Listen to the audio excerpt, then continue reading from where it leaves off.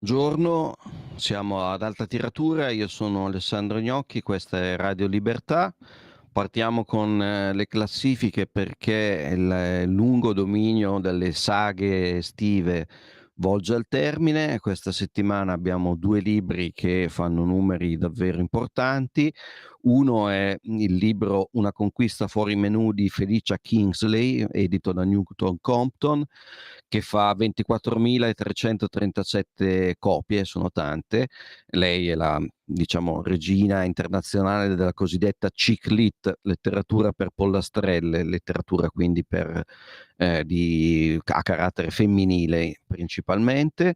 L'altro titolo che fa un grosso exploit è il titolo di una Karim B, che in realtà è un'italiana con uno pseudonimo all'inglese e che ha fatto il suo esordio su Wattpad, quindi in rete, e adesso pubblica per Sperling e Kupfer Limitless senza morale e siamo a 12.640 copie, che è un risultato notevole.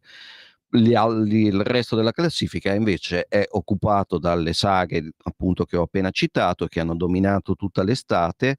C'è la saga di Milena Palminteri, c'è Francesca Giannone e soprattutto c'è Donatella di Pietrantonio, che va al quarto posto dopo aver occupato la prima posizione praticamente per mesi dopo aver vinto il premio Strega, e adesso la spinta dello Strega sembra esaurita.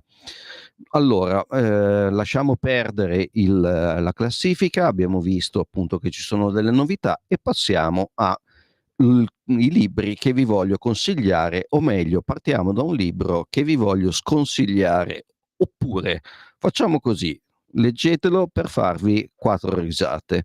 È il libro della segretaria del PD, Elly Schlein, libro che si intitola L'imprevista, un'altra visione del futuro, scritto con la giornalista Susanna Turco e edito da Feltrinelli. Questo è un libro esemplare, perché diciamo noi vediamo benissimo, leggendolo, che Elly Schlein è il punto finale dell'evoluzione o dell'involuzione, dipende dai punti di vista, della sinistra, perché diciamo gli eredi del comunismo con questa segretaria compiono una transizione, direi ormai definitiva, da partito dei lavoratori a partito dei diritti, PD, partito dei diritti. Qui noi capiamo che la sinistra moderna ha completamente rinunciato a proporre un'altra visione dell'economia e ha archiviato anche completamente la lotta di classe. Elly non mette mai in discussione il modello di sviluppo, no? Al massimo può pensare a dei correttivi, a una ridistribuzione, cioè a una tassazione che sia più onerosa per i ricchi e a un'occupazione, a un posto di lavoro che sia più dignitoso, ma non c'è, come dire, ha rinunciato in sostanza alla rivoluzione per fare la rivoluzione in camera da letto, come per usare un'espressione di Augusto Del Noce, che fin dagli anni 60 aveva previsto appunto questa traiettoria e aveva scritto che il Partito Comunista, visto che il materialismo storico e che sarebbe arrivato alla fine per esaurimento, diceva che il Partito Comunista sarebbe diventato un grande partito radicale di massa, quindi al centro non ci sarebbe stato più il lavoro, ci sarebbero stati i diritti. E in effetti è così, perché se noi leggiamo il libro di Schlein, vediamo che il marxismo è completamente scomparso, la rivoluzione è completamente scomparsa, la lotta di classe è completamente scomparsa, l'ideologia ufficiale è diventata quella woke, come si usa dire, ovvero una miscela di politicamente corretto, una miscela di multiculturalismo, femminismo, ambientalismo. E per questo il titolo del libro è completamente fuori registro, suona davvero poco azzeccato, perché non c'è niente di imprevisto in Elly Schlein. È stata prevista la sua apparizione sulla scena pubblica appunto da Del Noce negli anni 60, e inoltre non c'è assolutamente un'altra visione del mondo, anzi la sinistra sposa perfettamente, completamente questo modello di sviluppo che abbiamo in Italia e in Europa, un modello di sviluppo dove c'è un capitalismo, diciamo, delle grandi concentrazioni, sempre di più, diciamo con un solido aiuto da parte dello Stato. Questa commistione evidentemente è il meglio che la sinistra pensa che si possa avere al mondo. Non era così ovviamente per i vecchi comunisti, non è così neanche per i liberali duri e puri, che invece questa commistione non la vogliono assolutamente, perché vorremmo un mondo economico basato sul libero mercato vero, sulla concorrenza vera. E niente, però appunto il tempo dei sogni per la sinistra è completamente finito. L'unico tema che viene fuori in continuazione appunto è il tema dei diritti, in particolare dei diritti di LGBTQIA+. Non chiedetemi cosa vogliono dire tutte queste sigle, io ero rimasto a LGBT, ma c'è una cosa che mi domando, una domanda di fondo, ma sì, la battaglia per i diritti, ma adesso onestamente eh, questa battaglia è praticamente sfondare una porta aperta, nel senso che è una battaglia già vinta e, come dire, è una battaglia che sì, certo, incide molto sulla vita delle persone, ma non è, non è portare avanti un nuovo modello. Portare avanti questa battaglia non significa immaginare un'altra visione del mondo, non significa voler cambiare le regole del gioco. Anche la riflessione sul lavoro è veramente disarmante. Cosa significa un'occupazione più dignitosa? Cioè, voglio dire, il marxismo, Gramsci, la tradizione del Partito Comunista metteva al centro della riflessione il lavoro, ma l'emancipazione attraverso il lavoro non è il reddito di cittadinanza o l'assegno di sussistenza che immagina Elly, no, è dare dignità al lavoratore, è ragionare sui salari, è portare al potere il lavoratore. Ora, il comunismo può essere ovviamente ritenuto un'idea discutibile, un'idea criticabile, è anche un'idea criminale se vogliamo, ma almeno aveva qualche cosa di grandioso, qualche cosa che faceva sognare. Qui siamo passati dal sol dell'avvenire al nulla, anzi alla neve fresca, come vedremo tra poco. E quindi è la liquidazione di una grande storia che finisce nel nulla, nel nulla. Poi c'è una parte del libro che è gravemente, dal mio punto di vista, infantile, cioè io non mi aspetto dal leader della sinistra qualcosa di più. Vediamo invece che cosa ci propone della sua vita Elly in questa parte autobiografica, che sarebbe meglio definire autoagiografica, perché fa il santino di se stessa. Ma allora Elly, innanzitutto diciamo le sue origini, il suo percorso definiscono bene subito chi è il nuovo elettore del PD, perché lei è figlia di accademici, è laureata in giurisprudenza, ha militato nella sinistra universitaria, è appassionata di cinema, è attenta alle battaglie green fin da giovane, alle battaglie LGBTQIA+, è un'attivista per l'immigrazione, è una volontaria nella campagna elettorale di Barack Obama. Vince il dettaglio che non mi sembra per niente trascurabile, è forse il dettaglio più interessante del libro: lei vince le primarie del PD grazie al voto di coloro che non sono iscritti al PD. E questo dice tutto appunto su chi sarà su chi è il nuovo elettore, cioè un diciamo giovane con un titolo di studio elevato, che vive in un ambiente metropolitano e cosmopolita.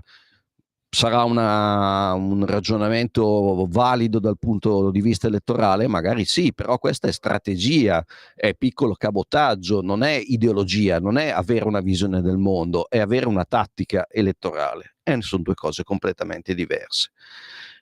Ma appunto veniamo alla persona che viene fuori da questo libro.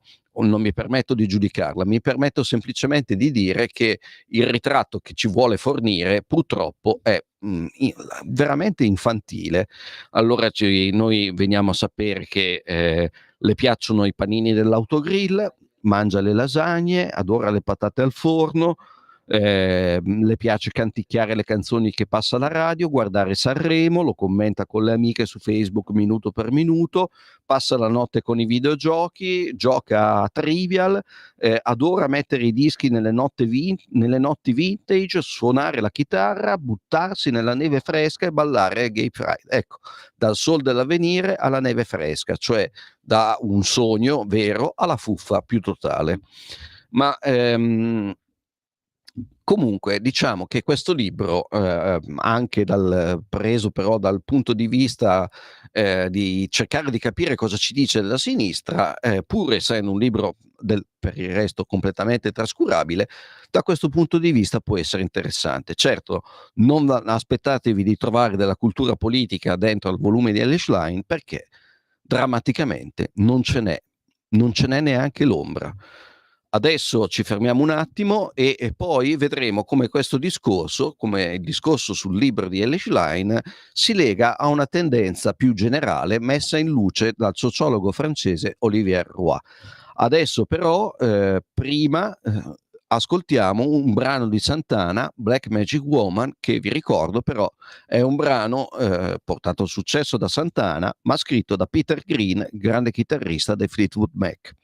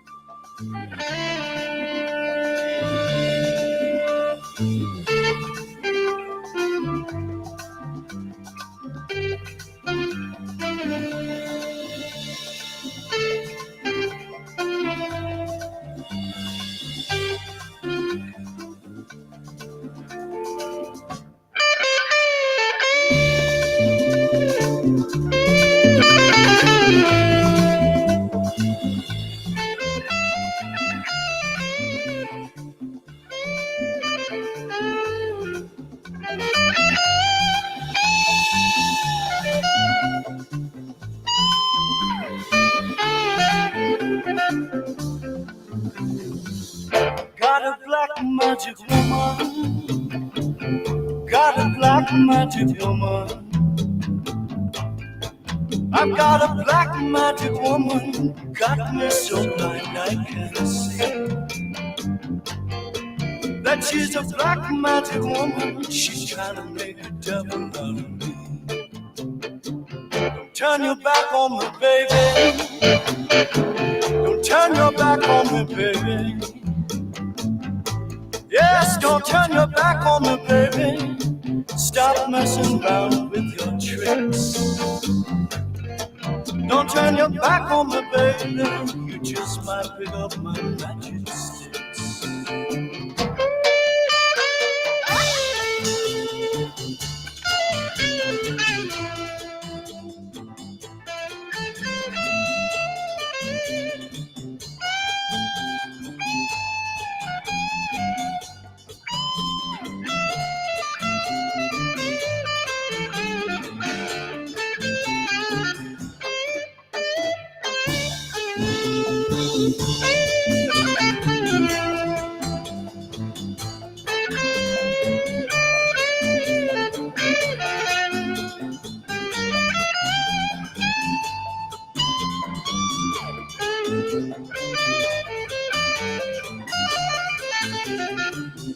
Got your spell on me, baby.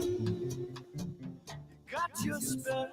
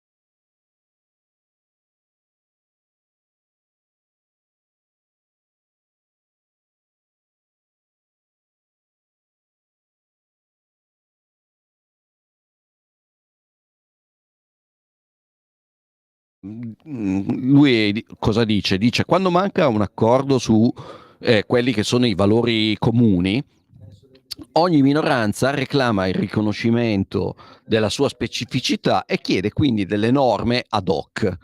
Chiede di essere protetta da delle leggi che sono speciali, cioè fatte per quella comunità. È un errore dal punto di vista democratico-liberale, diciamo così, perché diciamo che le rivendicazioni portano a leggi diseguali caratterizzate appunto da eccezioni. Ma purtroppo la legge nelle democrazie liberali si basa sul presupposto contrario, cioè la legge è uguale per tutti. Se tu introduci una serie incredibile di correzioni o di eccezioni, finisci con minare la legge stessa. Quindi diciamo che dal libro si capisce bene perché il multiculturalismo conduce alla secessione culturale, perché fa prevalere la separazione rispetto all'integrazione. E di conseguenza come dire, questo saggio che ha una posizione che non definirei né di destra per niente, anzi a volte sembra che l'autore, come dire, stia un passo indietro per non dover ammettere che le ricette della destra sull'immigrazione, ad esempio, potrebbero anche essere giuste. Però è comunque un libro che offre tanti spunti di riflessione, sicuramente un libro da conoscere. Naturalmente la crisi, la deculturazione colpisce gli intellettuali, colpisce la classe dirigente nel suo insieme, anche quella classe politica, e la sfida quindi che abbiamo per il futuro è molto chiara: porre rimedio alla deculturazione senza vaneggiare di un possibile ritorno al passato, perché è chiaro che è impossibile, e anche perché soprattutto per tornare al passato bisognerebbe conoscerlo, ma il saggio di Olivier Roy ci fa capire che forse non lo conosciamo così bene. Io ho finito, vi do appuntamento alla settimana prossima con altra tiratura. Vi abbiamo parlato di Ellie Schlein e di Olivier Roy.